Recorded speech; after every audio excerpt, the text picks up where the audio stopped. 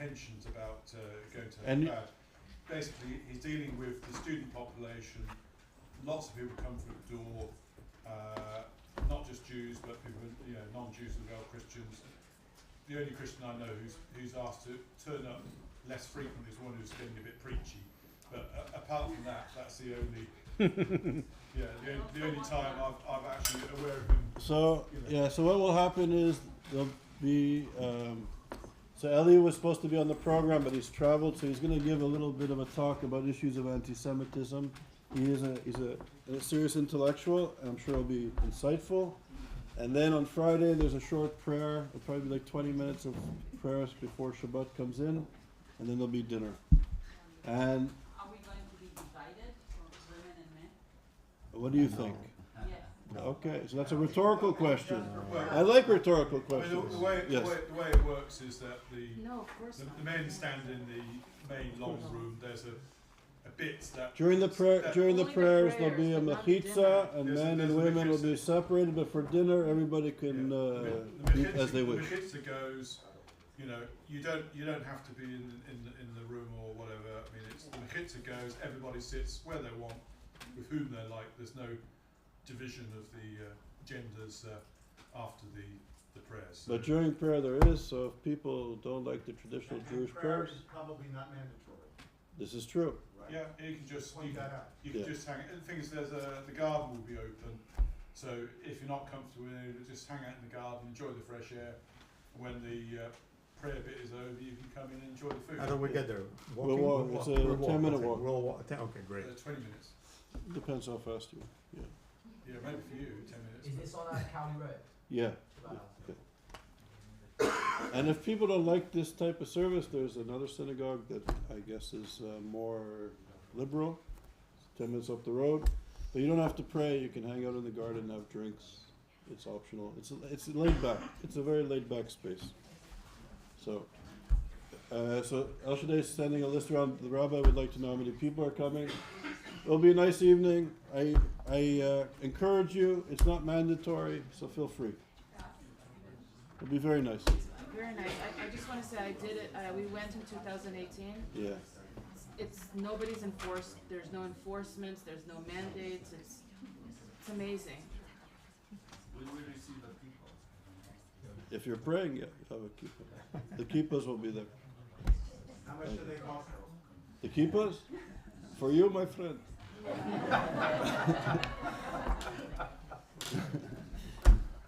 Centralized anti-Semitic joke, but okay. That was anti-Semitic. How much does it cost? Definitely. Oh. Right? Definitely anti-Semitic. Now we're going to deconstruct the humor. Okay. Deconstruct that, right? All right. On that note, It's not Okay. anti-Semitic, it's not that Hasidic.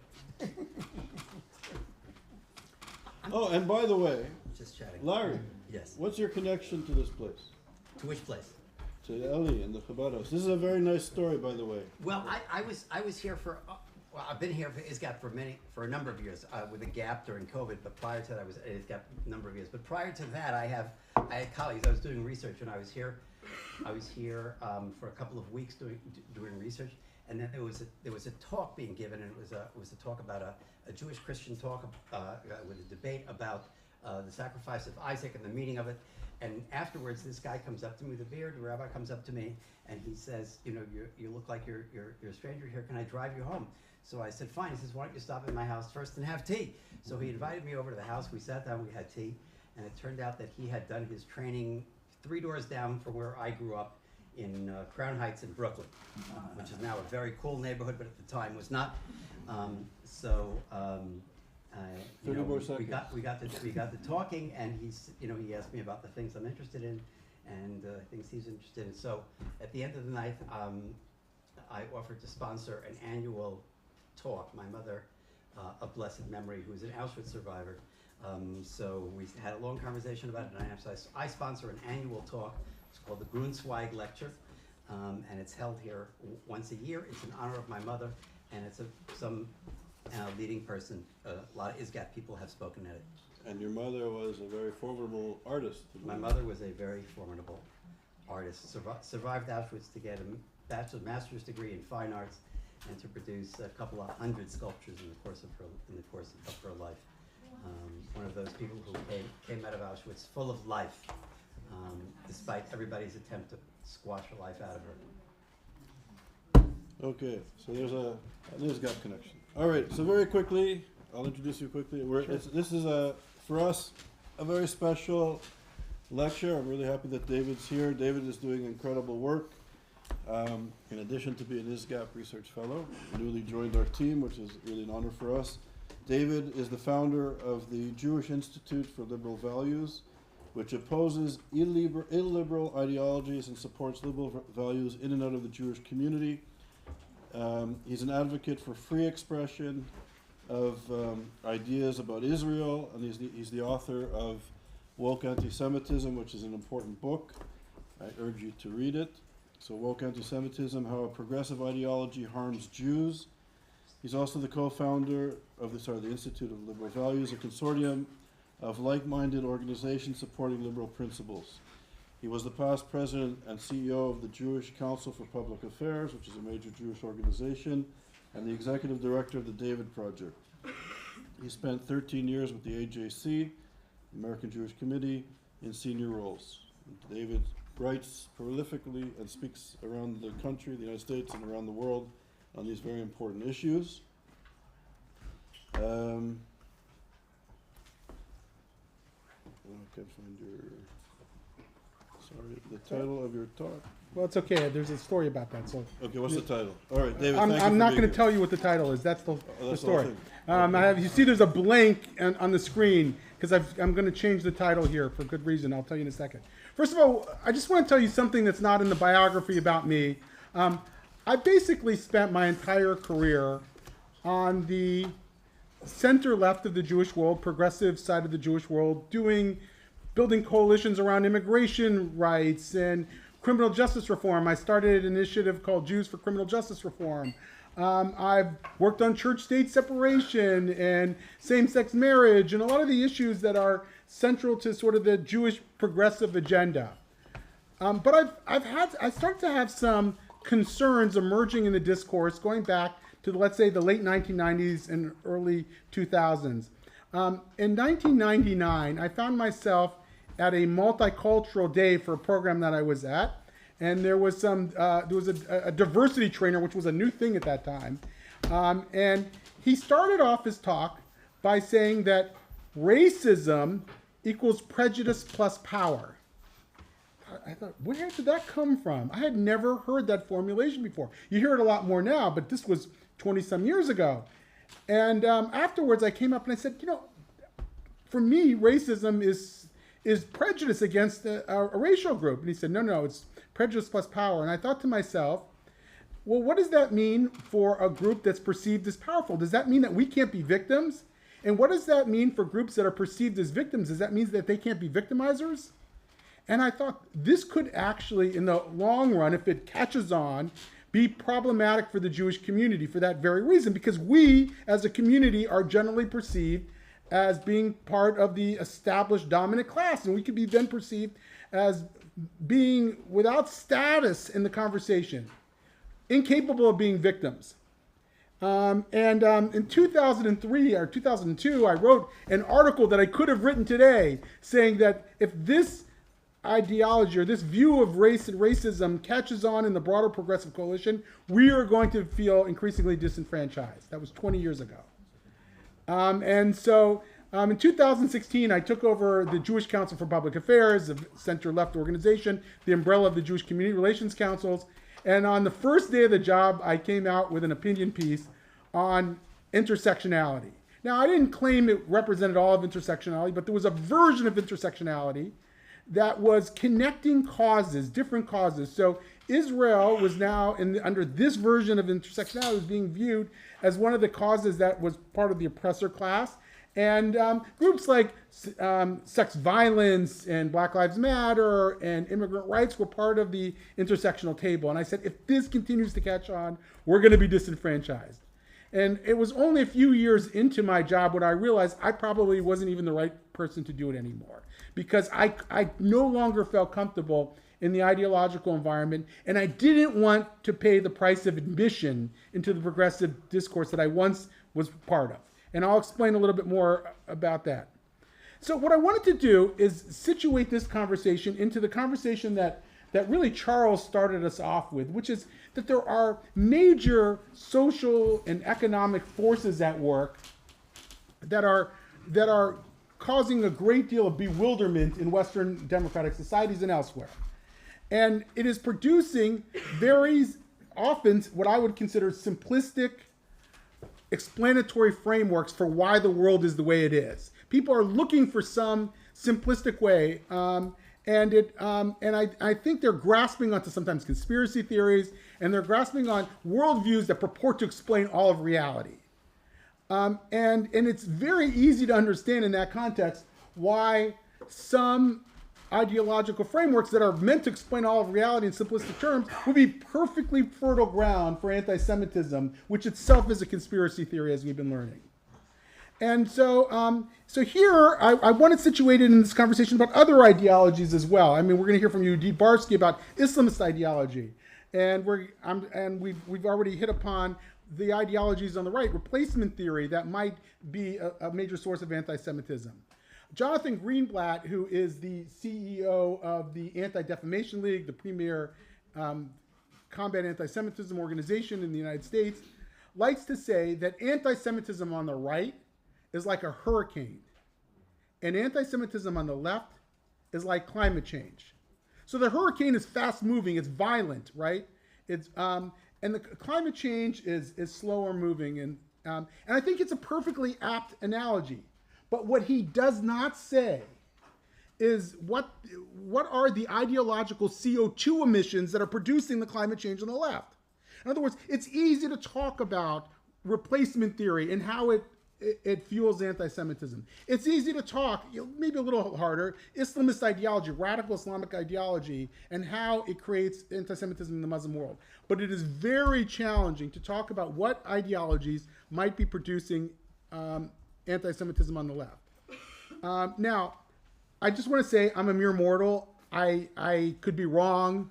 I invite you to challenge me as long as you don't mind me challenging you too.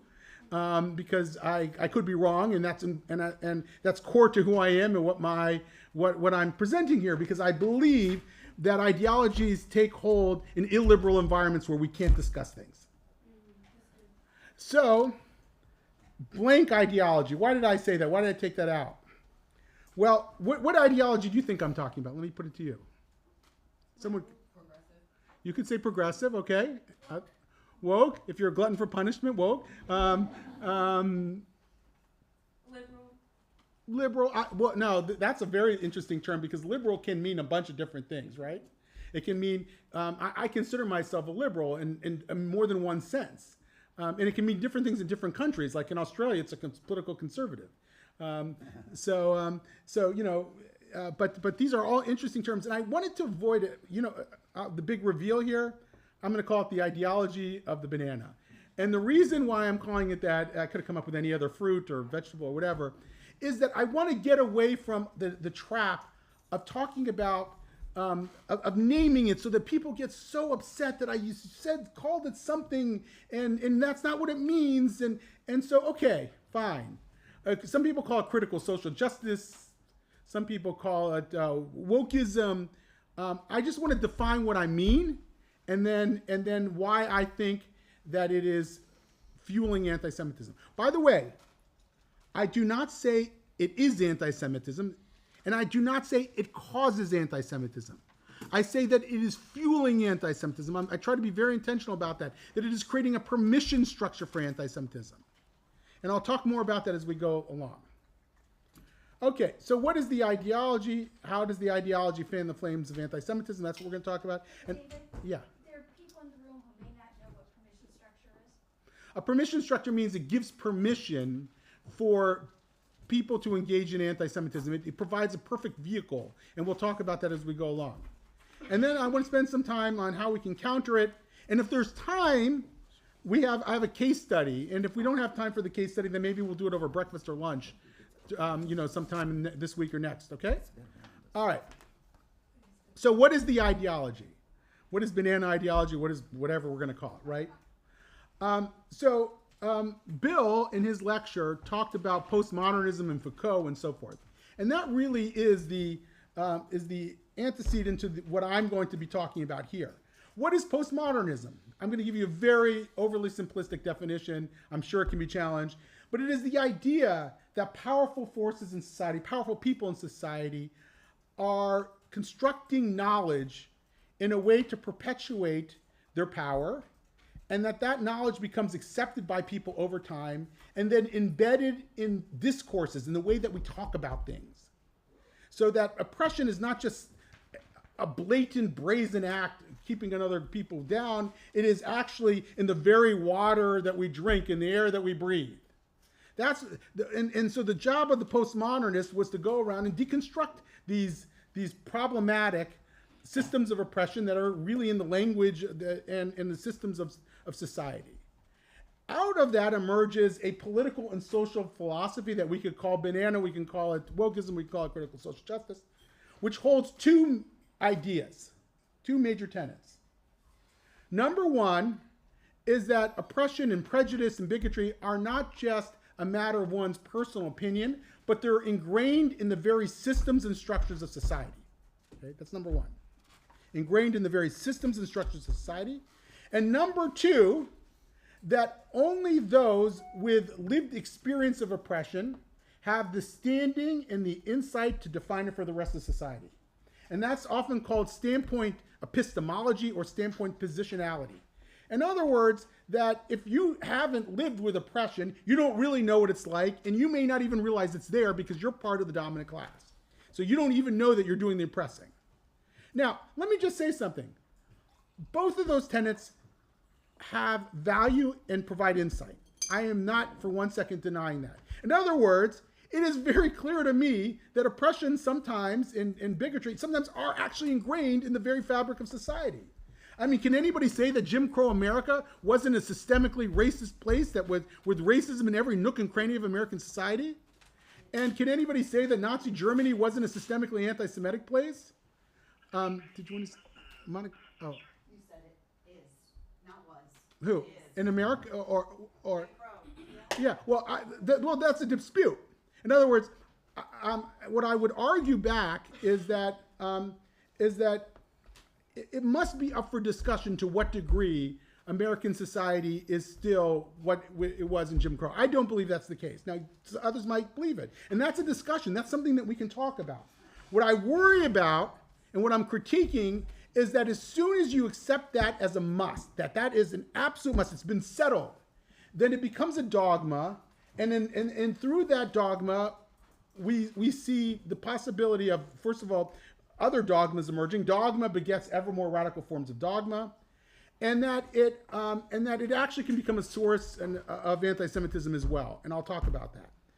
Standpoint epistemology, the idea that only people with lived experience get to dictate what reality is, I think can become problematic because it says that only certain people have stature in the conversation. And while I understand where that comes from, it comes from a place where maybe other people had power to define the conversation for a long time. It itself can become extremely illiberal and become a source of anti-Semitism and other problems in society. And I'll talk about that. And again, I know not everybody will agree with everything I say here. I don't expect it to. But I'm giving you my best shot, my best representation of what I think a lot of other people are seeing as well. And, perhaps you'll see something a little different, and that's okay. All right. Now, any of you ever seen something like this? It's called the Wheel of Privilege. You might not be able to read it in detail, but it's oftentimes you'll see this at diversity, equity, and inclusion trainings. And the center of it is power, right? And if the closer you are to the first, the inner circle, the more power you had based on very specific things. So if you're an adult, if you're white, if you're salaried, if you're a citizen, you're closer to the center of power. And then you get one step beyond, you're never married, you're BIPOC, you're middle class, you're one step removed from that center. And then at the very outside are visibly black, brown, indigenous people. This gets harder and harder for me to read, but you get the idea. Now, this is any diversity training. I've seen it probably in 3 or 4 diversity trainings that I personally been part of. So I just pulled it off the internet because, and if you Google this now, Wheel of Privilege, you will see hundreds of versions of this that come up, and they'll be a little different, but the concept is the same. And now, is this anti-Semitic? Of course not. There's nothing anti-Semitic about this. There's no Jew on the Wheel of Privilege. We're not on the Wheel of Privilege, but so it's not explicitly anti-Semitic at all. But that doesn't mean that it doesn't set up the perfect permission structure for slotting in Jews here, because Jews fit a lot of the inner circle qualities. We are, on average, an economically successful community. We are viewed as white, and we're going to talk about that. And because of those qualities, because of where we are in this, it's very easy for it to become a source of anti-Semitism. And I'm going to come back to that as well. Because I think that in this current ideological moment, people oftentimes conflate economic success with power. They conflate economic success with power, and therefore with a sense of immorality as well. All right. So we start to see that there are some more explicit anti-Semitic manifestations of this that start popping up. This is in 2016. There was an incident or a series of incidents at Stanford University. One of the student senators at Stanford said that the idea that Jews control the banking and media industries should not be controversial and should be perfectly acceptable discourse. And boy, did he get called on the carpet for that. And he was brought before basically an impeachment hearing before the Stanford Senate. And of course he was brought up on charges, and I think eventually kicked off the Stanford Senate. But interestingly, this comes from the Stanford Review. Some of the students stressed the importance of understanding the intersection of white privilege and Jewish privilege before voting on the resolution. In other words, they were willing to bring him up on charges for making that very explicit anti-Semitic trope that you hear on the right, that Jews have power and control everything, but they could fly under the radar if they talked about the intersection of white privilege and Jewish privilege. And we've seen the term Jewish privilege, the hashtag, trend on Twitter several times. So it is something that is catching on, and it invites this. We are being slotted into the wheel of privilege, even if it's not always done explicitly, but then implicitly. Another aspect of this, and really how you get slotted in the wheel of privilege, is the discussion and the discourse around whiteness and Jews being white. I love this quote by my colleague, Dr. Pamela Paresky, someone who should probably come to a future ISGAP meeting. Jews who are, and I shared an article that she wrote called The Critical Race Theory and the Hyper-White Jew. Read by a lot of people. Jews who have never been seen as white by those for whom being white is a moral good are now seen as white by those for whom whiteness is an unmitigated moral evil. So we've been caught in between the sort of the right-wing anti-Semitism and the left-wing anti-Semitism, and defined by both. And in some ways, I want to bring this out because it is both an external and an internal challenge. There are external dimensions and internal dimensions. Because externally, it can become a source of anti-Semitism. We are called white, even though many of us don't feel white. My mom is from Baghdad, Iraq. According to 23andMe, I'm 50.4% Western Asian. And so, I never really thought of myself as white. I lived in a home with a grandmother who wore a turban on her head and spoke Arabic to me, and Iraqi relatives coming to my house. And so, that wasn't my identity. I felt very apart from that. I mean, Laser, who grew up with a mother who was a survivor of Auschwitz, did you grow up thinking of yourself as white? No. Absolutely. And so someone is telling us that we're white when we didn't have that identity, that we didn't see ourselves, even if some Jews do view themselves that way. So it's an external, it can become an external source of anti-Semitism, but it also can be internalized by people. It becomes what the Reut Institute called erasive anti-Semitism. It erases who we are as Jews. And in the words of Einat Wilf, in order for Jews, or certainly progressive Jews, to feel part of the community of the good, we want to all be part of the community of the good, we're willing to pay our pound of flesh to the ideology in a way that undercuts who we actually are. And that's not just something that comes out of progressive ideology. I mean, someone mentioned earlier, Jews, in order to become Americans, had to sort of forgo their ethnic identity and become part of the Protestant, Catholic, and Jewish tradition. That was the acceptable form of pluralism in America at the turn of the 20th century. So we paid our pound of flesh. And I worried we're paying another pound of flesh now in order to be seamlessly integrated into progressive politics. And this has very explicit representation. So here is a group of Jews who are involved in ethnic studies in the state of Washington talking about this. Studying how Jews became white folks should be a prerequisite for white Jews to see how Jewish complicity with whiteness has been harmful. When Ari claims to be a person of color, he is complicit with whiteness because he is refusing to acknowledge his white privilege. Again, this is in a discussion that was taking place between practitioners of ethnic studies. These are all Jews, by the way, who are trying to get the Jewish community to sort of buy into this. And you can see how it provides, again, a permission structure for anti-Semitism, but also for Jews who want to be part of it, they have to accept this definition, or of course, they're running afoul of white privilege. So this is like a theoretical Ari? Yeah, this is an actual person who was part of who they were talking about. And we see this, and by the way, I want to say Whoopi Goldberg is not an anti-Semite. She called herself Goldberg because she felt so simpatico to the Jewish community. But you can see how this discourse seeped into the way she saw the world and even understood the Holocaust. So of the Holocaust, she said, well, this is white people doing it to white people. So you're all going to fight amongst yourselves. If you're going to do this, let's be truthful about it, because the Holocaust isn't about race. It's man, inhumanity to man. And what she doesn't understand is that the Nazis did not see Jews as whites, right? And so she's taking the social construction of race in America and applying it to completely different situations. And again, what it does is it imposes upon us an identity that many of us may not want, and a way of thinking about ourselves that we may feel at odds with.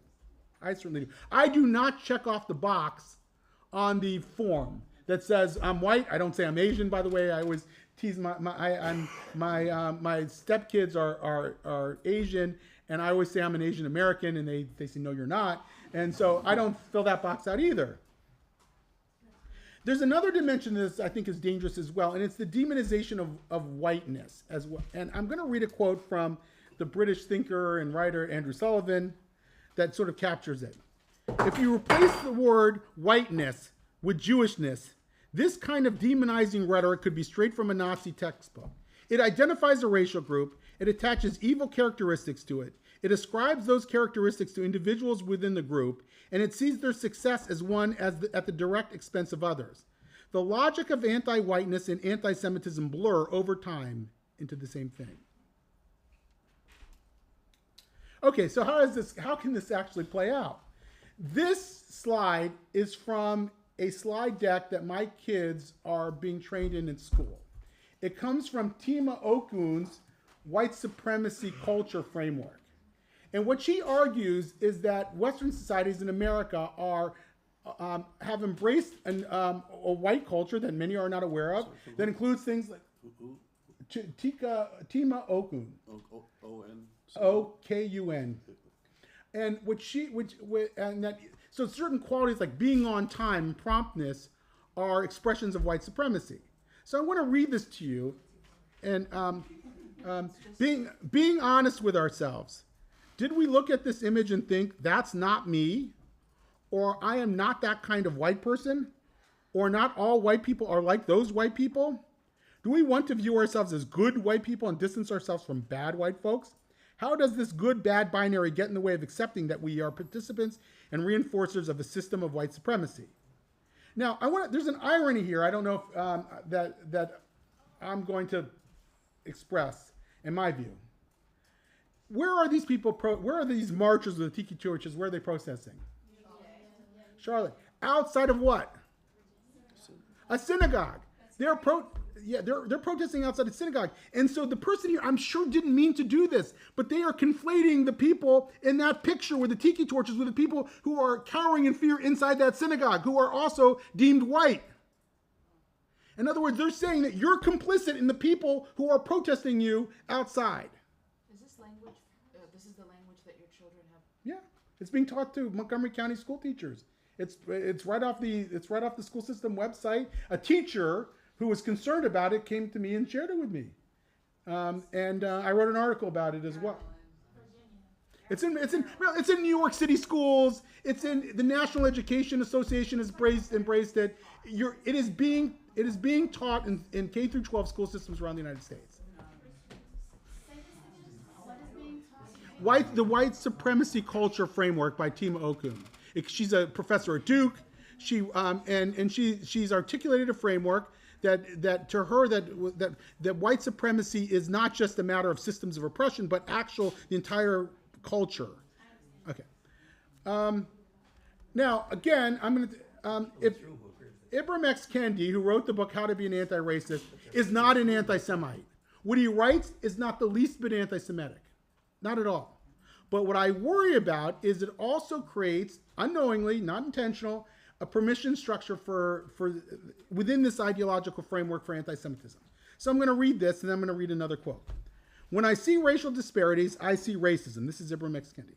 In Kendi's view, racial inequity is, quote, when two or more racial groups are not standing on approximately equal footing. So in other words, his explanation for discrimination is that is any time one group is doing better than another group, there must be, the only acceptable explanation is discrimination. Now, I want to read a quote from Glenn Lowry, who is a professor at Brown University, one of the leading public intellectuals, and his response to Kendi.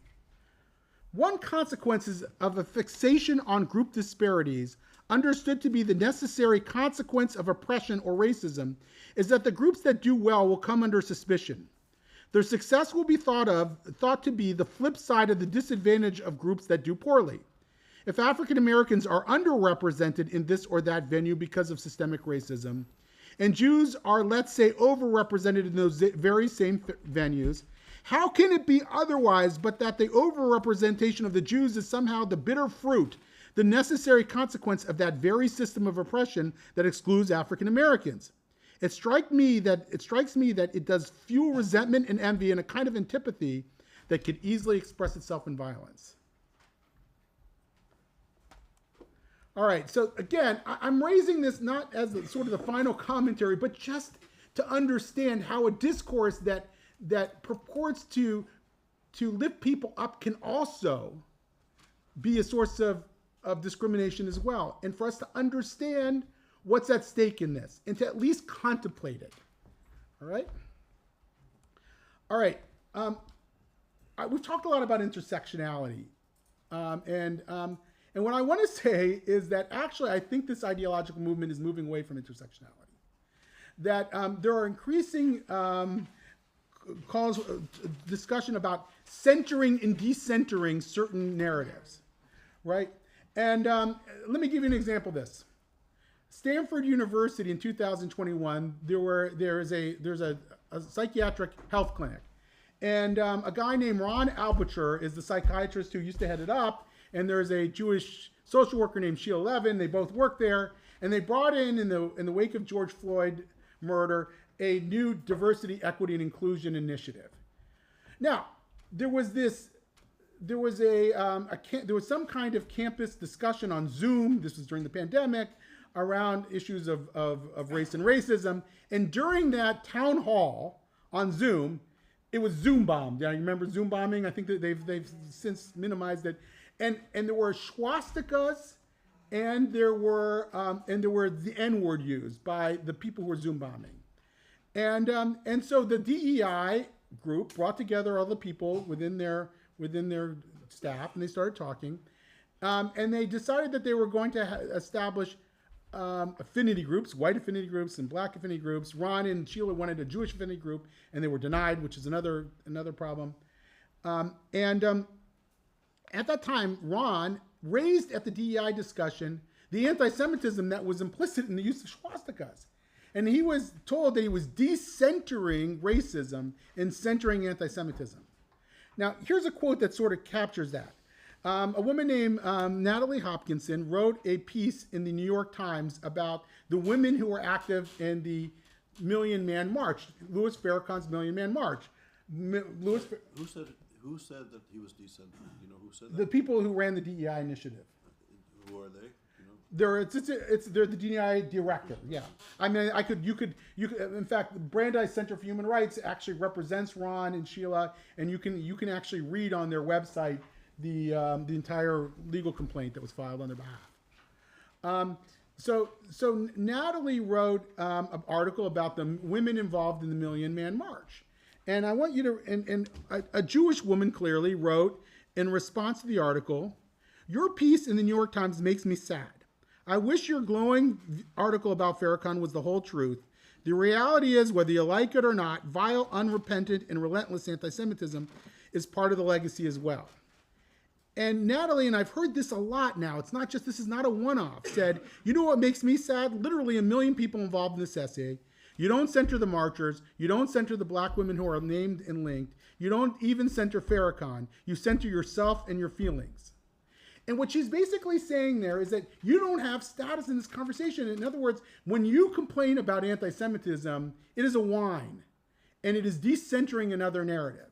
And I think, to me, that's really runs counter to the intersectional proposition. And I worried that's morphing in a way. Yeah. What was her article about? Article was about the women who were involved in the Million Man March. Now, the Million Man March took place in the 1990s. I'm just trying to remember the exact year. 1995.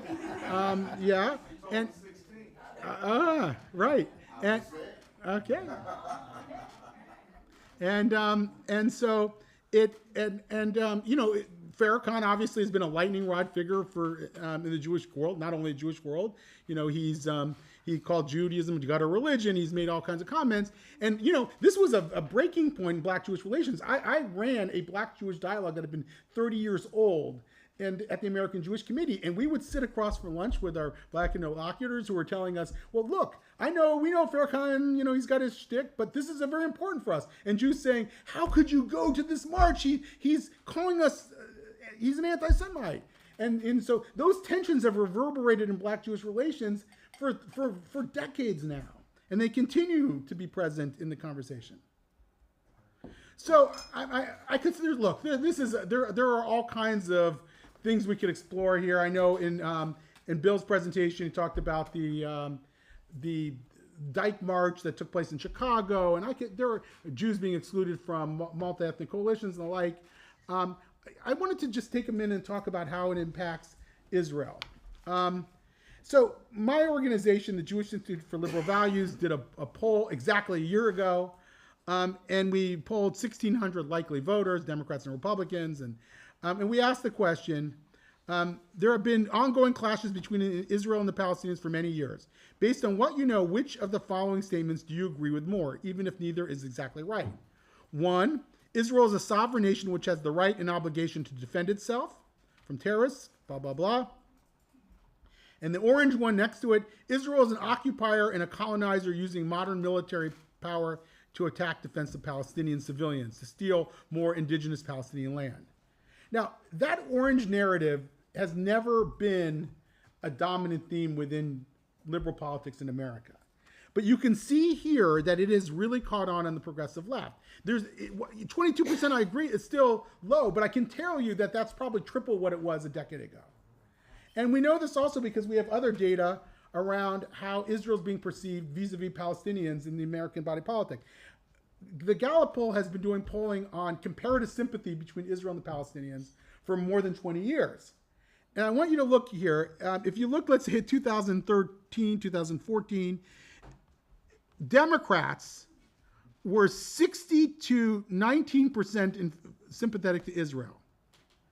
And if you look now, fast forward to 2023, for the first time, Democrats are more sympathetic toward the Palestinians than the Israelis, 49% to 38%. That is a huge jump. Now, there may be other reasons than this ideology for that. Maybe it's something that Israel's done or said, all possible. But to me, it really almost goes without saying that there's an ideological climate change happening in America that is fundamentally reconditioning the people into how they see Israelis and Jews. And it is playing out in attitudes toward Israel. I mean, I don't know how else to say it. All right. So, one of the things I worry about in the current discourse, and now I'm sort of moving into the strategic domain, what do we do about this? Is that American Jews, by and large, do not want to contemplate the fact that an ideology that they want to be at peace with and in sync with may actually be fueling anti-Semitism. I know, Monica, you work at the JCRC of Rockville. I speak to a lot of your colleagues in Rochester. And I speak to a lot of your colleagues, and some of them agree with me, and some of them don't agree with me, and some strenuously disagree with me. And many of them don't want me to come to their communities to talk about this. Not that I'm right, not that you have to agree with me, but they don't want to have the conversation. And others are willing to have the conversation. And what they've done very often is they're delinking the anti-Semitism on the left from the ideological underpinnings that I'm speaking about. Now, this is playing out in places like California, especially. In California, there's something called liberated ethnic studies. It was embraced by the state in a sort of tamer form, and it is being embraced by many local school districts in a much more ideologically charged form, and arguably in some cases even anti-Semitic form. It is now outside of California. It's in Minnesota, by the way. I know we have a Minnesotan here. It is in Boston, Massachusetts. I'm going to show you a slide from their curriculum in a minute. And it is gaining ground. And to me, it makes BDS look like child's play, by the way. And because BDS, okay, it's in Brown University's humanities department. This is being democratized. This is spreading in school districts across the country, particularly in blue state areas. And it's reconditioning the way people understand not just Israel and America, but the larger world. It's presenting them with a sort of one-size-fits-all ideological worldview. And this quote that I have here is from the San Francisco Jewish Community Relations Council. And what they're responding to is Jews like me, and there are a lot, who are saying that it's not enough for you to extract the explicit anti-Semitic manifestations of this. For you to get your school district to stop saying that Jews are doing all the oppressing. That's not enough. Because the basic ideological framework is going to fan the flames of anti-Semitism, even if you remove the explicitly anti-Israel and anti-Jewish stuff. And once you treat settler colonialism, for example, as gospel, you're not going to be able to extract the anti-Semitic. It's going to be like playing a game of whack-a-mole. This is what the JCRC of San Francisco said in response. Objections to the NVLA, its curriculum, it's one of the school districts, appear to be ideologically based. They're criticizing people in my camp, with some questioning the inclusion of concepts such as systems of a power impression. While segments of our community may object to teaching these concepts, these concerns are not related to Jewish identity, anti-Semitism, or Israel, and should not be conflated with anti-Jewish bias. And therein lies the fault line, the strategic fault line in our community of how to think about this. What you're seeing right here is a slide, and it's not just in Boston. This is in Boston City Schools. And you've seen these maps already. I think it might have been in Naya's presentation, right? This decolonialism map that shows Israel. And you see the depopulation of the indigenous population of the United States. This is not presented critically. It's not presented as one way of looking at the world, which I'd be okay with, by the way. It is presented as gospel. This is the way to understand the world. They're teaching this to kids as if it's already settled fact. Yes? Could you go back to that slide just for 1 second? So I sat on the board with JCRC in Minneapolis for 5 years.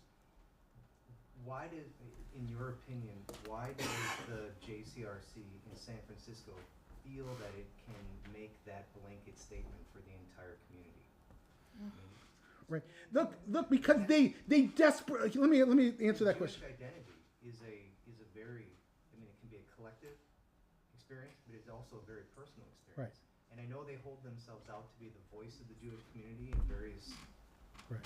Let me answer that for you. Okay, it's very, very straightforward. The San Francisco JCRC is in San Francisco. It is the most progressive community in the United States.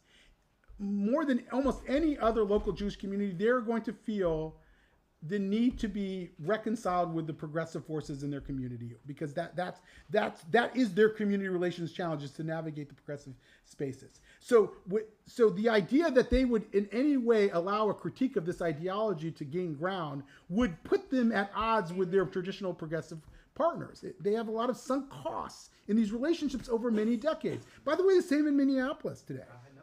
And the same in Boston, Massachusetts. So these communities are very often setting the tone for the rest of the Jewish community, which may have a much more complex set of political and ideological segmentation than you're seeing in places like San Francisco, Minneapolis, or Boston. So the question, in a way, for the Jewish community is, would you be happy if they just removed the picture of Israel? No. I know you wouldn't be. Would you be happy? Is that enough?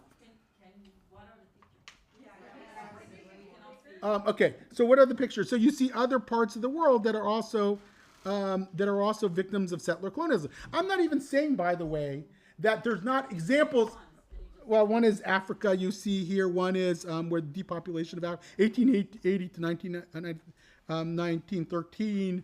You see America, de-indigenization of America, colonialism in Southeast Asia, and so forth. Now, again, let me just say, I'm not saying that these things didn't happen and shouldn't be studied. What I am saying is that they're presenting this as a defined worldview that it purportedly explains all disparity in the world today. It's not saying there was colonialization in Africa and Asia and other places. That's a fact. What it's saying is it's giving them an interpretive framework that says that if you want to look at the world today and why some countries in, let's say, the global north are doing better than countries in the global south, it is only because of settler colonialism and its legacy. And I think that's disputable. I think that's something you can argue with. And it leads to the kind of thing that you're seeing in this map about Israel as well. Because it said if that's your only interpreted lens as to why Palestinians live in a different place than they did in whatever, and what's the year it says there, 1946, then you end up there because you were not offered any other explanatory framework. All right. Why don't I stop for a while? I have a case study, but I think instead let's maybe spend a little time talking about this. Thank you. So, David, thank you for honest, sobering, and thoughtful analysis, and a brave analysis, I have to say. So now we will open for Okay, Q&A. Naya first. And then Okay, thank you so much. I love what you're doing. But I want to take the challenge here and say that if we all agree, and I think we all agree, that the sign of anti-Semitism is a warning sign, I think that the biggest problem here, it's not really the anti-Semitism, it's the ideology. Yeah. That's, for me, it's not just Jews who suffer. It's humanity who's going to suffer from such a worldview. Yeah. So first of all, Jews do, thank you, by the way, and I did not include that, and it is on my laundry list of problems with it. Jews do better in liberal societies, open societies, democratic societies. That's number one. Okay. And so if you ask me what's more, is it Abraham X. Kendi? Is it the decentering anti-Semitism that's the big problem? I would say the number one problem is the more society becomes crazy left and crazy right, the more the Jewish community is in peril. And by the way, I think one of the things I also didn't say here is that the more the left doubles down on identity politics, the more it makes the right crazy as well. If every group, every ethnic group is able to assert its narrative in the public square and say, we've been oppressed, what do you think the white American who's living in a former industrial town with an opioid epidemic, who's not only didn't he have a job, but his dad didn't have a job, and you're telling him he's privileged, I don't care what arguments you use, you're telling him he's privileged, what do you think he's going to say back to you? And the other day I had this exchange on Twitter with this guy, and he said to me, he goes, what? You think us white people don't deserve a Likud of our own? And what do you say to it? I mean, wait a second. okay, Likud is the Israeli political party on the right that is, very proudly Israeli nationalistic. And it was a way for him to say, you don't think that we get to assert our own identity on the public stage the way everybody else does? Donald Trump. Donald Trump was that. He was the embodiment of that. And I don't know what to say to some. I'm more scared of that, by the way, way more scared than I am of wokeism. Way more scared. But I worry that the assertion of identity politics on the left makes it inevitable that identity politics on the right asserts its ugly face and will end up being a much bigger problem than anything we face on the left. And I think we have to understand the dangers of that. It's not unifying. And what do I think it does to other ethnic communities? What do you think? How do you think many Asian Americans are feeling when they're told that they're also above the line and therefore complicit or adjacent to white supremacy? By the way, many African Americans that I'm working with now are worried that their kids are being taught that the system is rigged against them. And even if the system is rigged against them, they're worried about what that does to their sense of agency. I'm lucky enough to work with Dimitri's mom, Brandy Shafutinsky, who is an amazingly dynamic Black Jewish woman who talks a lot about this in Black spaces as well, and says, is this really the narrative that's going to help lift up our community? And so we're building a multi-ethnic community coalition to push back against this, because none of us feel that this is the right narrative for American society or for our individual communities. Okay, I'll let you select so I don't get in trouble. Sunni, then Larry. You're already in trouble. That I'm sure of. No, David, I love your analysis of oppression Olympics and how that creates problems. I think it's important too for us to deconstruct whiteness, because the worst thing that's happened is that in America that lens is used all over the world, and when we decenter whiteness, then the Irish are no longer white, they're Irish, Or they're whoever they want to be. Absolutely, but I do think that because whiteness as a construct, a made-up construct, has privilege attached to it, it creates this divisiveness, and I think decentering that, seeing some of the, I know you have challenges with intersectionality, but there are more similarities we have in our oppression, particularly African Americans and Jews who always part. Right. And again, anti-Semitism, the word anti-Semitism, I know when, people being anti-Semitic, I know the N-word is next. Or Right. vice versa. For sure. So I don't think we're twisted in that. I think ideologically we have to speak to that belief system that we have more in common than our differences. Yeah. So thank you for that. So look, when I critique intersectionality, it's not to say that our identities shouldn't be brought into discussion with each other and talk about how they intersect. Okay, like I'm Jewish. My mom's from Baghdad. I talk about myself intersectionally and all. It's the rigid attachment to power, and to say Jewish, white, or white, privileged, Black, oppressed, woman, oppressed, man, oppressor. That I think, not that it's never true. It can be true, but it's not always true, and it flattens the conversation. And I think it leads us to a bad place.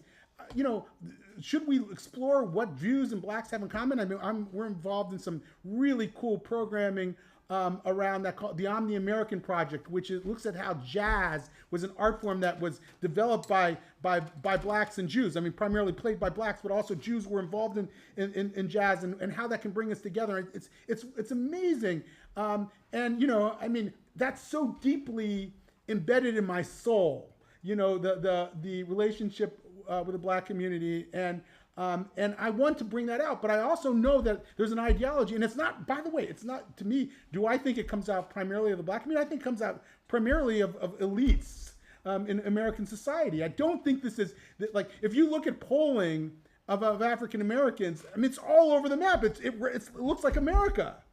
And I think sometimes if we flatten ourselves into these like very rigid ideological camps that don't actually represent the people in them.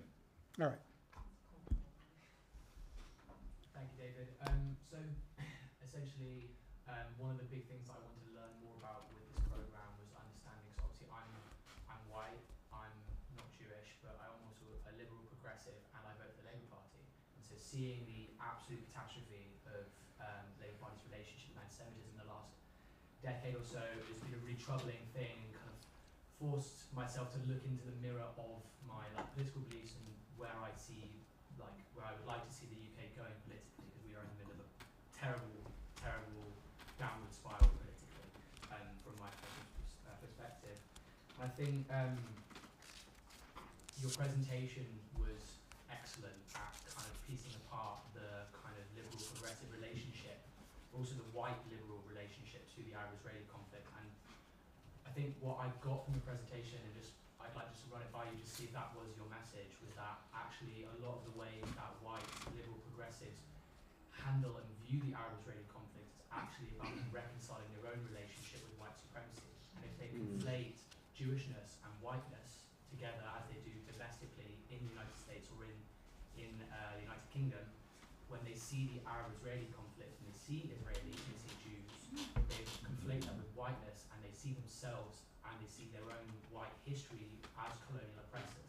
Yeah. So, More so in the UK, by the way, than the US, which has its post-colonial baggage. I mean, I think the dynamic is a little different in the US. yeah, no, of course, but I'm speaking for just from the like British perspective, from the white British perspective. But I think your presentation made me understand a bit more about how, because there is a level of white guilt knowing that like your racist historic relationship with the people that I spent my life growing up around, it's not the same history, and I'm respectful of the differences in that history. And this is in fact what I've dedicated my degree to learning more about and exploring. I think your presentation really has made me able to understand how, yeah, when I look at the Arab-Israeli conflict, I'm actually looking at myself. And thank you. Right. Sure. Thank you. Very interesting insight. Very insightful. Thank you. Yeah. Let me just say, I'm not. I believe we should explore our histories and our narratives with each other, and we just can't do it in a closed way that tells you exactly what all the answers are, or it doesn't become a dialogue. People abandon it. I mean, it's not a dialogue if you give me the script already and say who's exactly oppressed, how oppressed they are, how that oppression continues to define their realities. That's not a dialogue anymore. And I might go and say all the right things and say, yeah, you're right. You know what? That's right too. You're right. And not actually believe you're right. And you're no longer in a dialogue. And I think that's what's happened in our society, is that we're not doing what you're suggesting. We're instead reading off these scripted, these scripts that have been given to us in this current ideological moment. But can I just push back on Nathan first? Let's go around. We'll come back because I feel there's Daniel. Have you reviewed the rest of the written material that come along with the slide? How else is the Israeli history presented? Are there particular facts that you think are salient, that are missing, that we should be arguing as we come up with an educational framework? Hey, this is a very significant fact. We're not pushing it, and it has to be part of the story. Yeah. So we are actually starting something called the Coalition for Empowered Ethnic Studies. We have a new website that's sort of still in formation, and it is the coalition of ethnic groups who are offering an alternative framework. In other words, we believe that we should be exploring our multiculturalism in American society. I mean, we absolutely understand that we live in diverse places, and we want to be able to talk about those experiences and those histories, but not through this lens or this lens alone. But that wasn't my question. It was very specific to this slide. Right. So I'm seeing a slide that speaks about genocide and colonialism, and there's a map of Israel. Right. Right. What comes around that? Is There's there a paragraph that describes it? And what's missing in your view? What should we be pushing to push the pendulum in the right direction of truth? Right. Well, so this is a power-based worldview. It believes that the role of education is to get students to recognize and resist systems of oppression. And that's the language that's used here. And so it's not one that starts with open inquiry. So I reject the whole framework. I reject the whole framework not because it doesn't have any insights, but because it starts from a place of knowing the truth. And so I want to offer a liberal version of ethnic studies. So I'm not going to work within this framework. My coalition will say, I'm sorry, we reject this. Now, it doesn't mean we reject ethnic studies. We reject this and the entire ideologically constructed framework that you're trying to get in schools. But we're going to offer an alternative pedagogy that we believe will help people have conversations and is better for a democratic society. So may I suggest, and then I'll finish, what I'm trying to get at is if there's basic facts that are missing, basic history, it's one thing to say, I come at it from a different perspective. That could be argued with, but you can't argue facts. And so if there's going to be a presentation on the history of Israel and fundamental facts are missing, that to me is the problem. I'm just, the facts, I hate to tell you, but first of all, every single history we ever deal with has thousands and thousands of facts, right?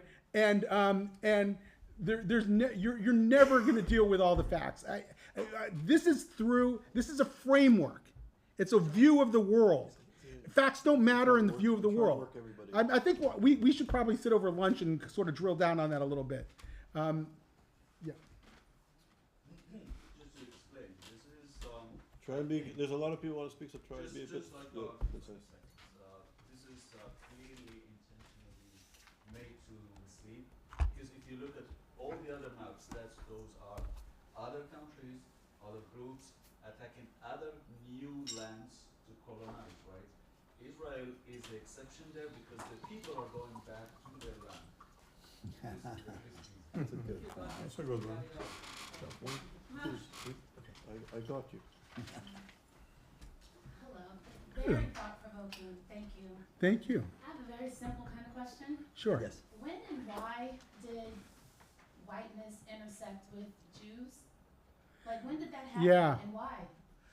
It's a very interesting history, and there is a book. What's it called? When Right. Like, yeah.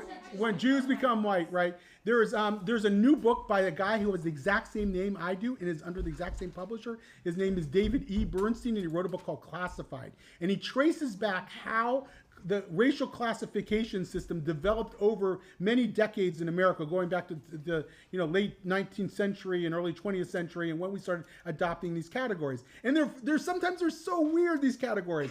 Imagine, for example, you're at a school system and you're told that there's going to be a white affinity group, a black affinity group, and an Asian affinity group. And the Chinese woman comes to the affinity group, and there's an Iranian woman who's there as well. This is a real story. And she says, why am I lumped with an Iranian woman? I mean, what does that have to do with my social historical experience? Again, these are categories that developed through the census and other places over many decades. And Jews and Irish and Italians and others over time became part of sort of the white category. They never chose to do it. They never defined themselves that way. It's just how for whatever reasons, the government decided that they should be defined. And we end up with these very arbitrary ways that are sometimes imposed upon us. Just as Imanu, but just as a footnote, when my grandfather immigrated from Turkey and he escaped the Holocaust, he went to Canada, he moved to the United States. When he entered into the United States, we just got his papers. He was labeled at the border a swarthy mongrel on his entry papers. So just, it was the early 1940s. Yeah. Right. So that's my roots. Okay, Iman. I thought this was really fascinating. So something that stood out in the presentation is the concept of whiteness, and the fact that no one wants to be defined by whiteness because at this point in history, I guess it's like also comes with a sort of like white guilt and like you're the oppressor, this, that, and the third. And I wonder if the conversation would change if we changed our view of whiteness to be more of a neutral lens, if that's even possible. Yeah.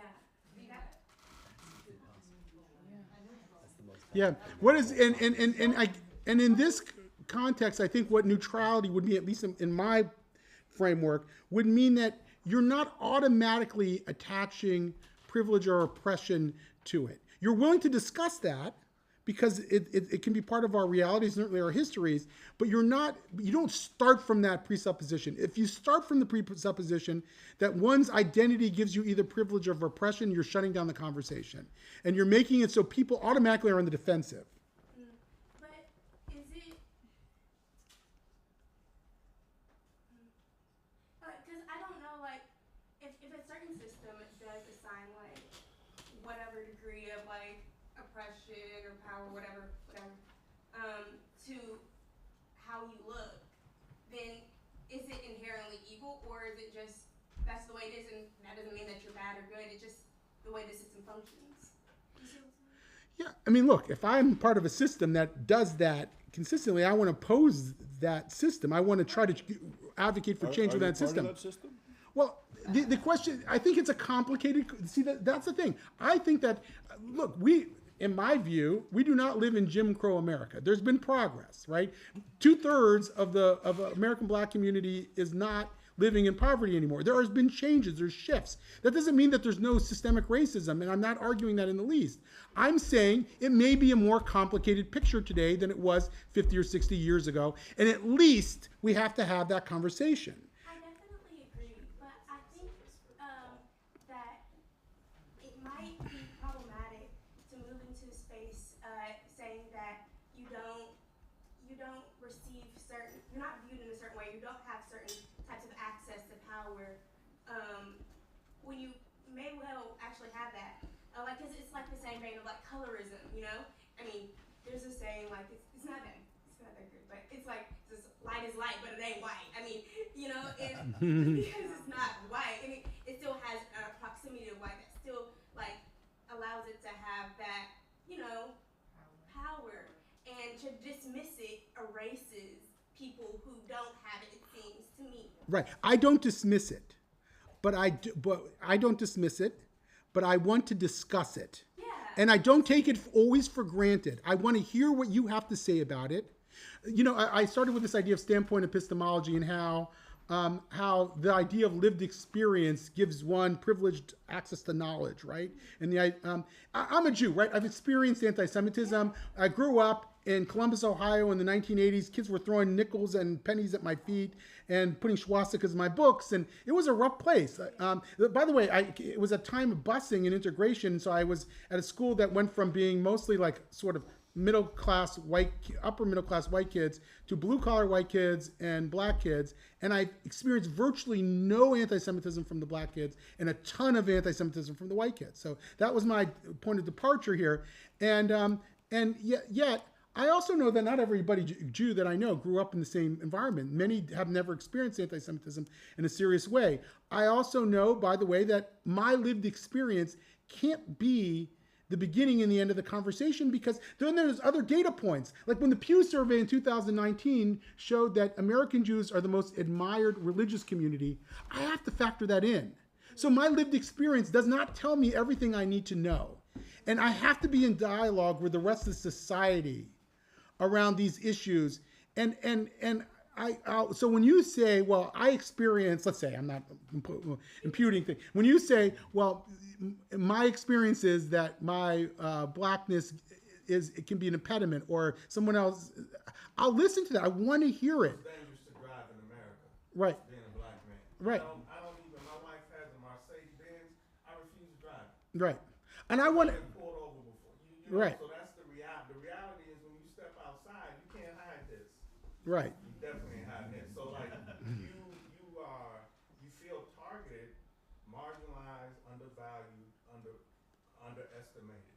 That's what, you know, Supreme Court Justice Thurgood Marshall said. You marginalized, undervalued, underestimated. And your whole life, you fighting that. Right. And this is why often we die young.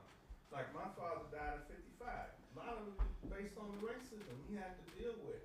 And my mom died at 61. I'm almost 55 now. So like there is a shortage of life. We don't even get to see our Social Security in America. The amount of racism and pressure, even when we are educated, have the degrees. You know, we always constantly feel like we gotta prove ourselves and fight and make others feel comfortable in that. And it's hard. And I just worry about my young people here who I look at, and they're coming behind me, and they're saying the same thing that I'm saying and that my parents were saying. That's a problem. I hear you. And I even think about, like, I think there's even a duality of experience. Like, I think you, and I'm not Jewish, of course, you can see, or this, nah. Anyway,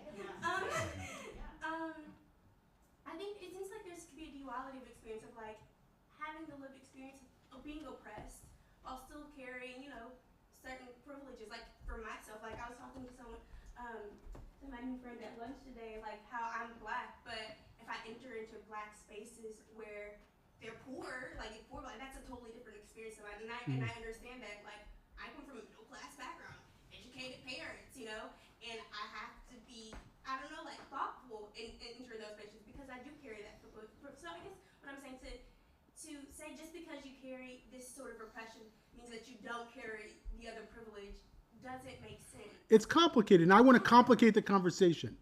Yeah. Okay, Carolyn. Yeah, thank you. And thank you for very, very interesting conversation. I think you opened up a lot regarding how Jewish people feel with intersectionality and with these topics. So thank you very much. And you did it with a complex argument. I have a few things to tell you, and some I'll tell you later on. But just one brief thing before I get into intersectionality. Personally, if I would teach in ethnic studies in schools, ethnic studies, the main idea is to have people recognize systemic racism and oppression in the U.S. society. And I think that there is no need to go to other places and to claim all kinds of things about other places. As many people in other countries do not like U.S. telling them things about their own country. So I would take out the Israeli map, and if I would leave it, I would have a whole learning about Israel, about Palestinians, about Jewish rights and Jewish roots, and so on, and we'll open maybe a discussion if it's actually even a settler colonialism, but I think it's like more of a college level and not at all like K to 12. So I would take this part. I would take actually everything that is not the U.S. But this is like something else, as just I'm familiar with ethnic studies. I want to say that ethnic studies, intersectionality, critical race theory all come and developed in order to recognize racism, oppression, marginalization in the U.S. society that was blind to it, in order to understand the experience of people of color and many other peoples who are oppressed, refugees, and so on. It does dismiss anti-Semitism, I agree. In what way we can understand this dismissal, this is like something else. But I just want to make sure that at least with my point of view, I do not want to dismiss recognizing systemic racism. But the language for, okay, right, but, okay. And for me, like, I'm concerned when we come and say, okay, it doesn't recognize anti-Semitism, it even fuels anti-Semitism, it's even anti-Semitic by itself, but in that moment, we actually raised a lot of really important, eye-opening practices that we need at least in the U.S. society. I cannot talk about like other than this. What I would like you to do, if it's okay, if you can just go back to the actual wheel of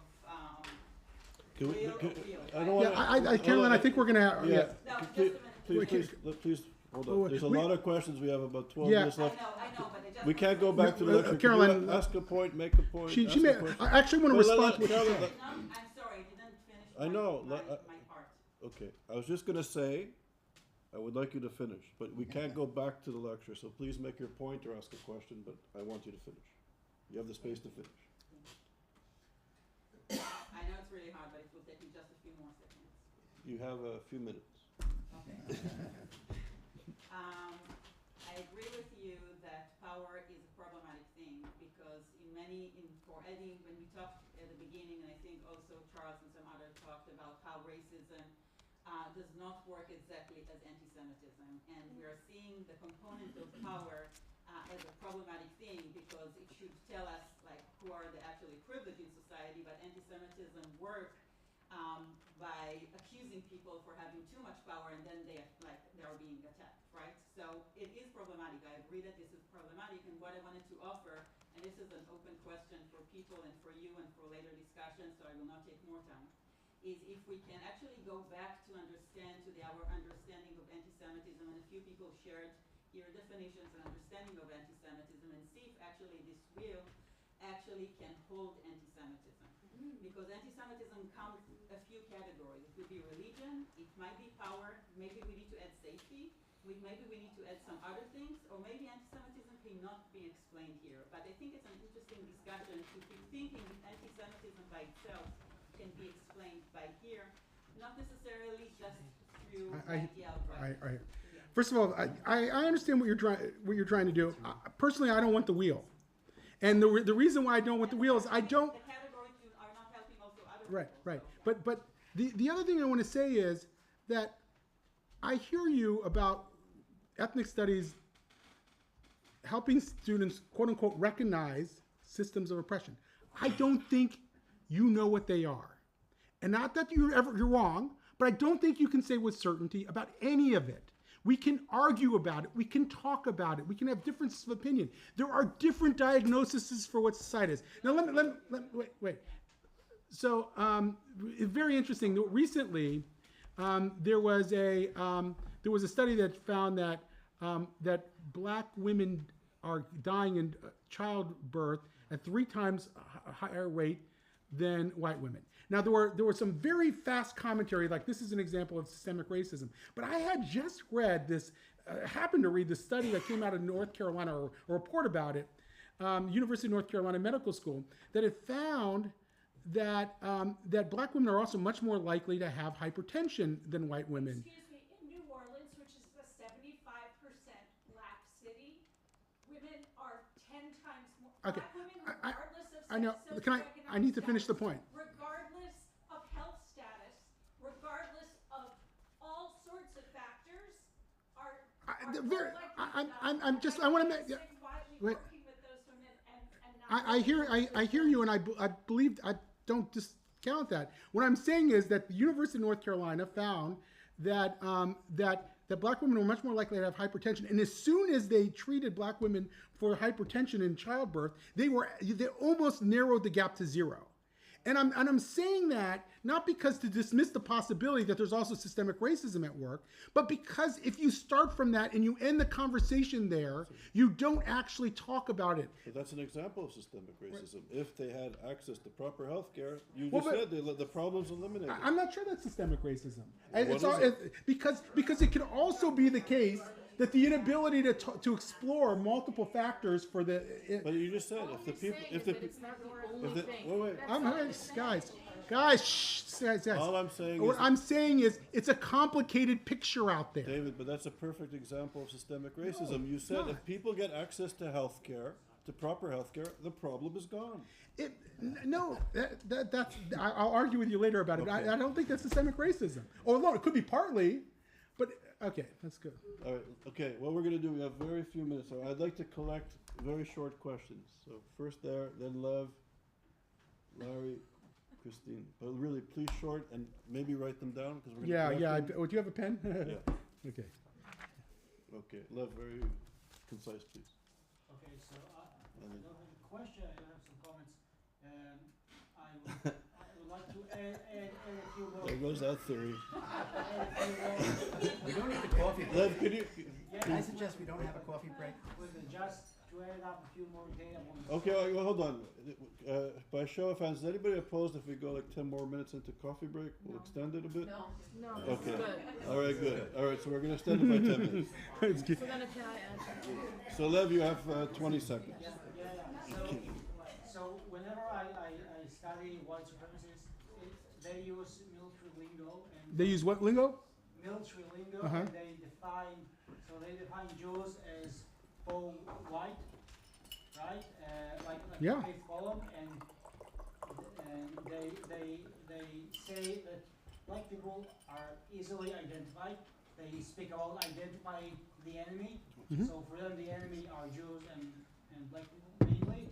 So one is easily identified and the other is not. Both are enemies.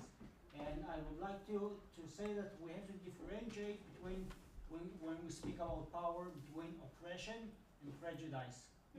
One group is more oppressed and the other group is less oppressed, but prejudice is present in both cases. Okay, thank you, Lev.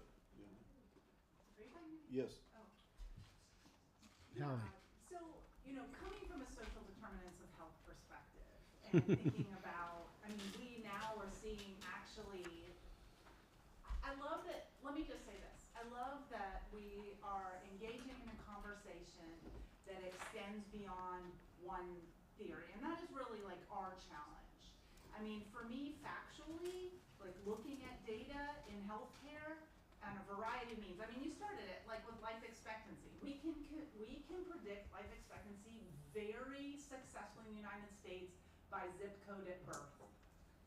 So those structures are just, they are so embedded. And it's so much more than hypertension. I thought of a dozen other issues why, like women in Appalachia, or especially women of color, are dying and their babies are dying at higher rates. And these are so incredibly embedded. But I don't think by acknowledging structures of racism or oppression of any kind, that is actually empowering to all marginalized communities.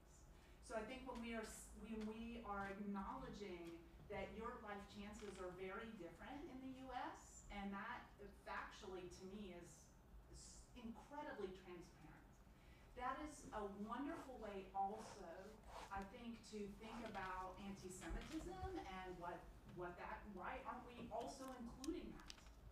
I think that the story is that this is incomplete, but we want to also understand that it is incredibly different. Like, is it different than Jim Crow? 100%. But is it still incredibly a different experience for some groups? Absolutely. Prisons, housing, medical care, education, the experience, the structures, the access, it is so different. That's just Thank you. Important comment. Christine, Yeah. please be concise. I wish, I'm asking you if we could have half of this conversation all over again, could we go beyond the definition of race by the colour of one's skin, right? Opening it up, identity, if you ask someone, how do they define themselves? Israel. Take away the colour, you get a whole range of other things, and we haven't really had that discussion. What is, I don't know, what is Okay, Laser. Concise, please. It will be very concise, but you absolutely have to go back to the K through 14 slide, because there is something that's called sight blindness here. Laser's warming up. Okay. This slide describes genocide and colonialism in the history of the world. The Jew appears once as the genocidal committer. The Holocaust is not here. Where is Poland here with the Jews being wiped out? Where's the picture of Poland? Genocide and the history of genocide and the genocide against the Jews is not included. Yeah, okay, well. You noticed that. Right. How could that be? I just want to ever so gently I just want to ever so gently push back on. I see you. I just want to ever so gently push back on Nathan's comment earlier about how he sees this as a projection of the colonialism in England. I don't want us to forget that not only white people are quote-unquote guilty of colonialism. Imperialism, slave trade was very common in the African continent. The Islamic Caliphate spread out for 7 centuries and colonized Europe. So I'm sorry, I just don't think that it adds to the conversation. I think it's much more complicated than one's color of skin. That's all I'm saying. Thank you. Sami. Listen, I just posted something on the group, and for next ISGAP, you're going to have to talk about Hispanics, Okay? Okay? No, seriously, 62 million in the United States. Now, where are they? Okay? We're talking about everything, discrimination, anti-Semitism, etc. Hispanics are a power that is coming, and you got to be careful with it. Good point. Naomi. I wanted to say that, first of all, I apologize for something I got It's okay. emotional. It's okay. But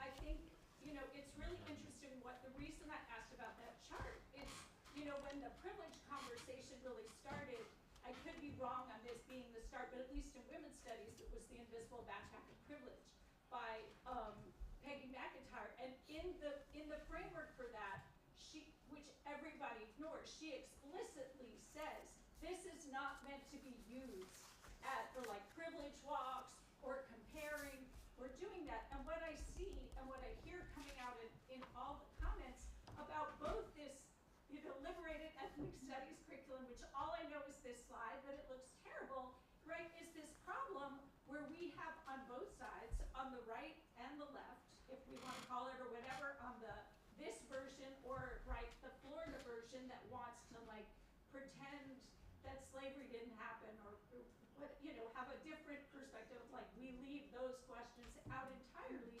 We're really creating these curricula that involve no critical thinking, right? And I had a discussion with you before about the fact that discussing intersectionality is a really good space for critical thinking and having students think about how do I fit in the world? What are my identities, right? Not can I beat you because I'm a Jew and you're an Indian? Let's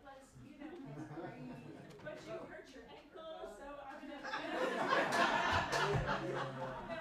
so that's my comment. There's not really a question there, but I think the issue is how do we move to the center and stop with the labeling and actually create curricula where we teach our students to think critically about, and ourselves, to think critically about this material and get along. Yeah. I want to invite John. You're studying some important stuff. Do you have any comments on this? Because John's studying the history of race and science and eugenics and how all this stuff, the origins of all this stuff. Do you have anything to comment? Because you're doing really work that's apropos to this. Yeah, race science is very complicated, like you said. Race is more of a spectrum than it is, so. I think we're all on the spectrum. Yeah, exactly. As Barbara, I think Fields put it, race is ideology, not biology. Say that again. It's a beautiful thing. Okay, but then ideology and power go hand in hand, no? What's the relationship to ideology and power? It's inextricably linked together. So think about that. It's very important. And okay, and then I'm gonna take the prerogative and make a comment. I've been holding back. Do I get to respond to any of it? No. Yeah, you do. You respond in one shot after? Yeah, one shot. Okay, cool. So Thanks. I want to add to the thank yous.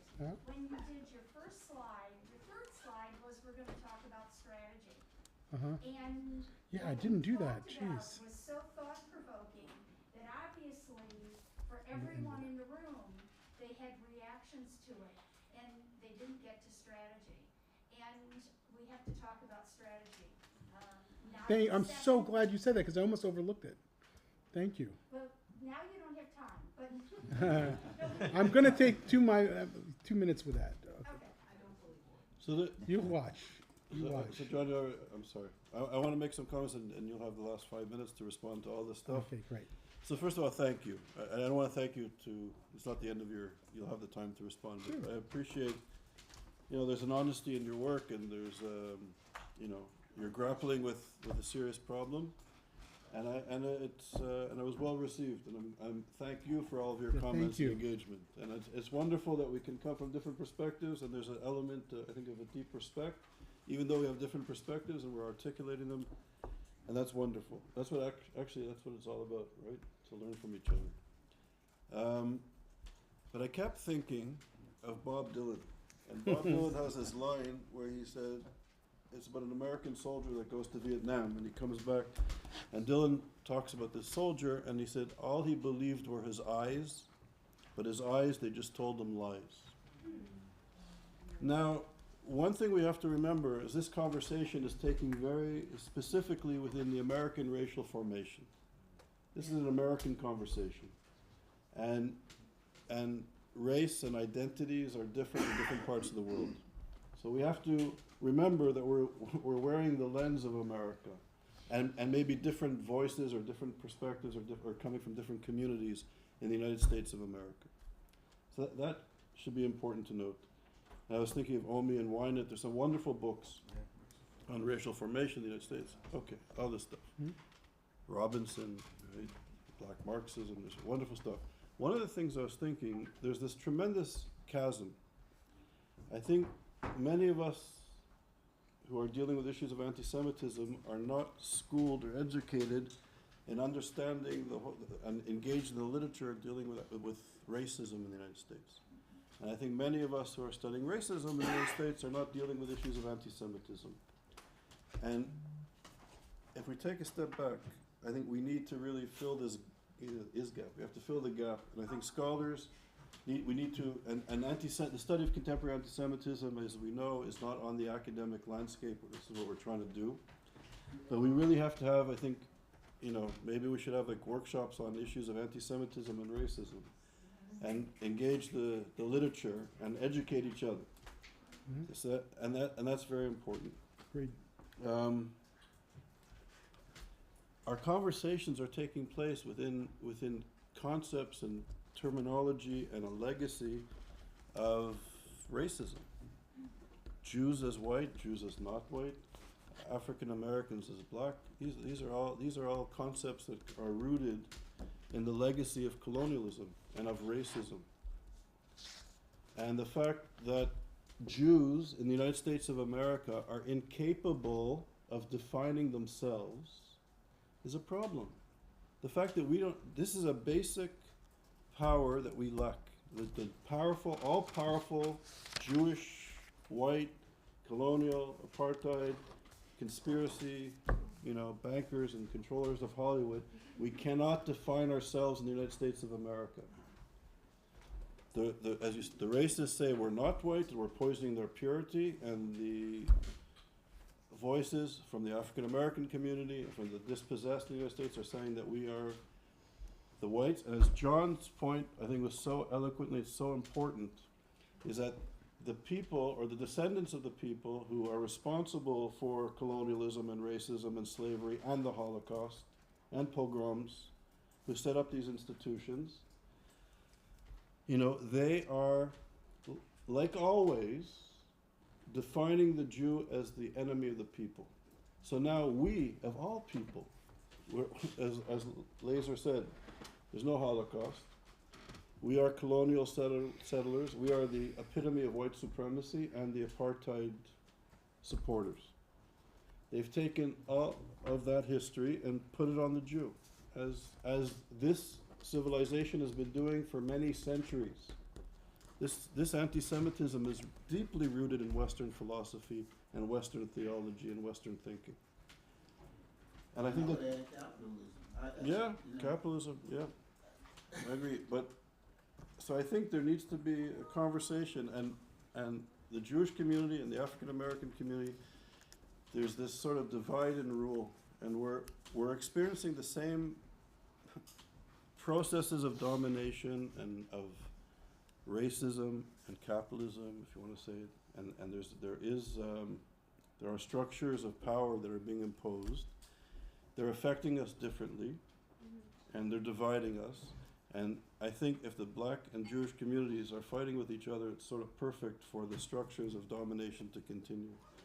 And I think we need to sit with each other and hear each other and learn from each other and become fluent in each other's experiences and history as best we can.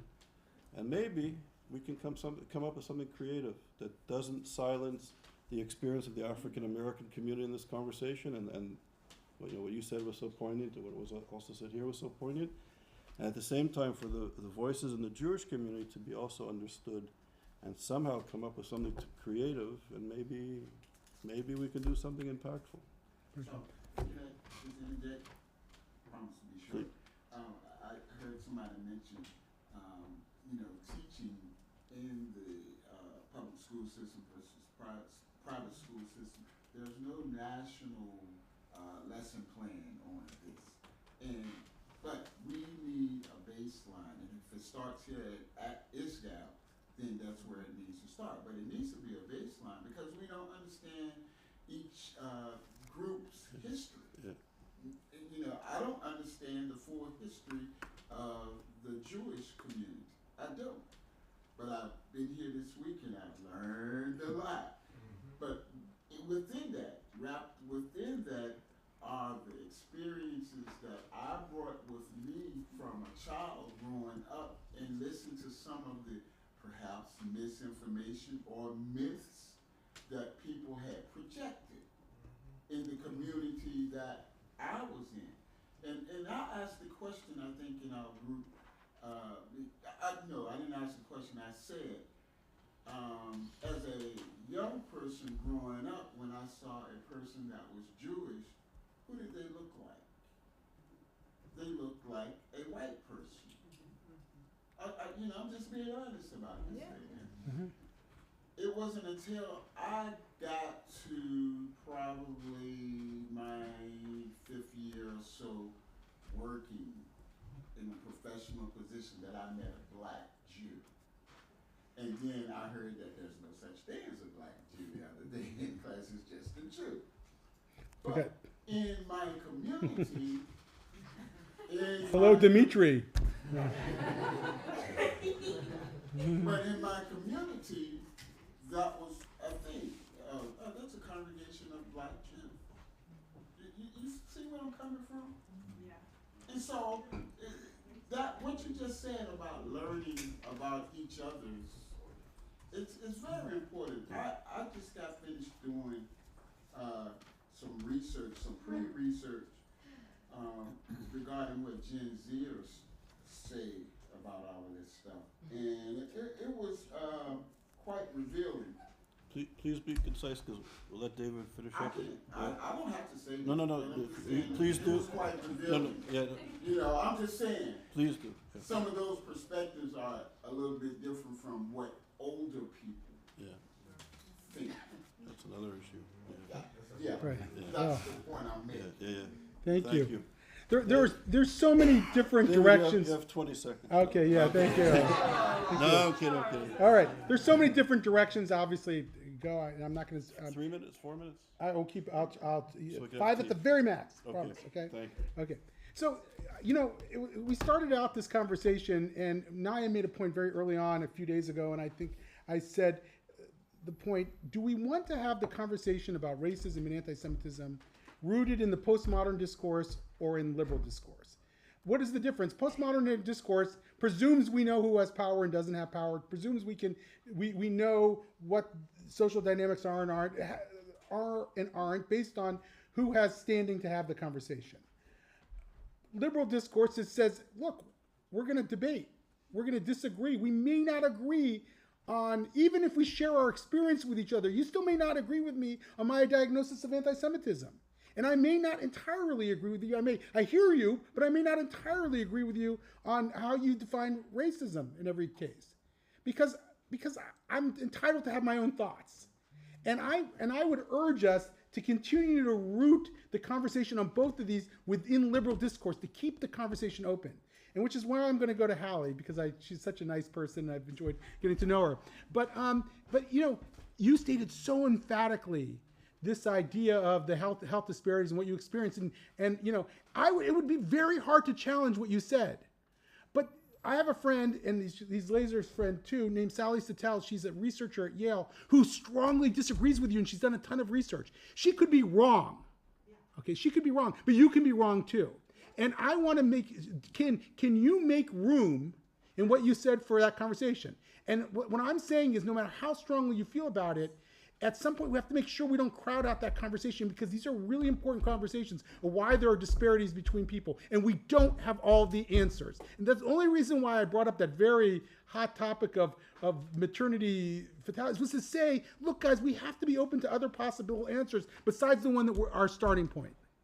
That's the essence of education. Right. We have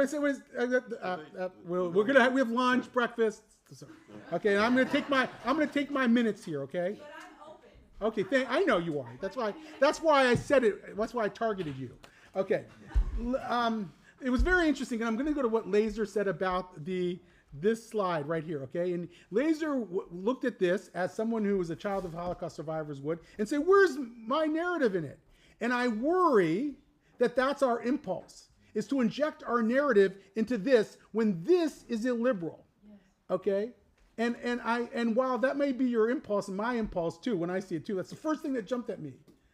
I worry that our impulse will be to try to just stick our own little piece of this in here and forget whether or not this is really the right way of actually talking about it. I am in there as the oppressor. Yeah, oh, you are.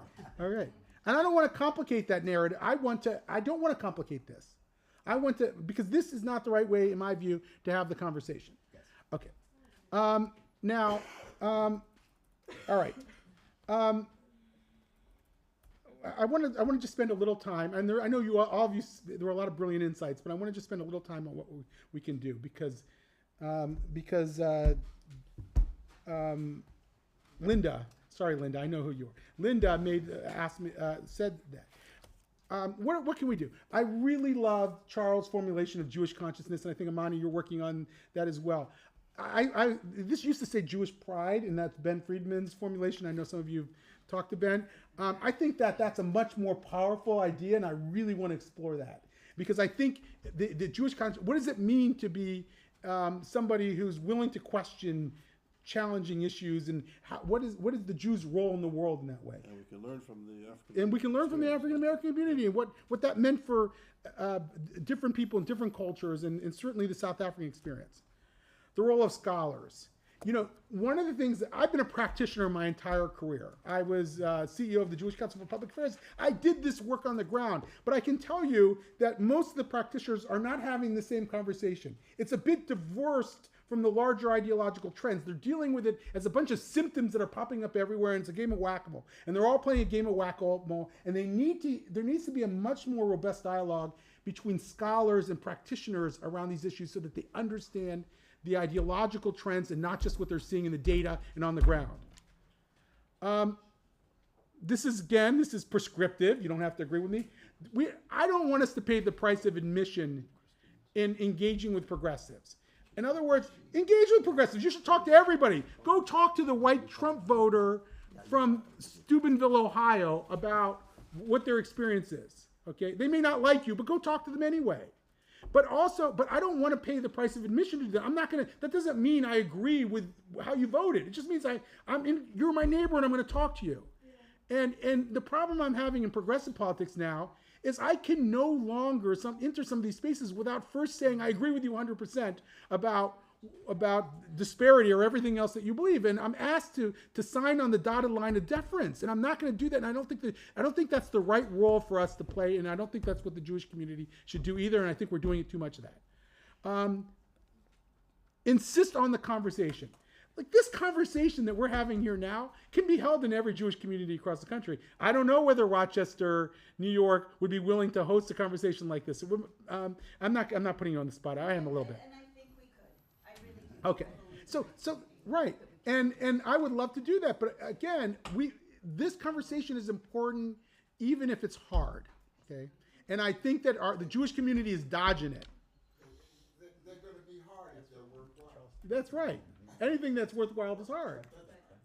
Right. I believe you. I believe you. Okay. Build cultures of courage and openness. I'm going to go through this. Charles started this off by saying there's no cancellation here. It's an open place. That sets the culture for the entire discussion. We need to do that writ large. We need to scale that idea that we can challenge each other if we're gonna be able to talk to each other in the future. My focus on new partners and democratic values. Again, this is prescriptive. I think that the Jewish community in fighting anti-Semitism is stuck with the progressive allies it's been working with for decades. In some cases, they're perfectly the right allies. In other cases, I think we should ask ourselves, are there new people on the block who may want to help us build a center-left to center-right coalition that stands up for democratic and liberal values in society? And I don't think we're doing enough of that. And lastly, I think the Jewish community itself and our Jewish leaders are sort of falling flat here. I think I'm looking for Jewish leaders that can stand up and articulate a new narrative of American society amid all the chaos that we're dealing with, amid all these ideological trends, and to be able to find a way for us to be both patriotic and pluralistic at the same time. And I think that we have not yet done that, and we need leaders who will stand up for that. And I just want to say, I had a case study that I prepared. We don't have time for it, but if you want to take a breakfast or lunch next week or something, I'd be happy to do it with whoever, it's a coalition of the willing, so whoever wants to do it, I'd love to do it. Cool. You can also meet in the evening, or yeah, can set a time. El Shaddai can help us set a time. That'd be fabulous. David, on behalf of everybody, thank you. Thank you. I gotta say, you said Democratic. You said liberal and Democratic progressive. You left conservative out. There are some conservative values out there that we should. Thank you. We have to adopt. Right, and if we're not having those conversations, right. All right. Beautiful. Thank you for that. That was very Excuse me, important. we're going to have a coffee break, and then Suni will speak, but we'll start at 20 to the hour, and we'll go a little bit after. Okay? Start 10 minutes late, and we'll end 10 minutes late. Thank you. Thank you. Yeah. Important. Yeah, that's good.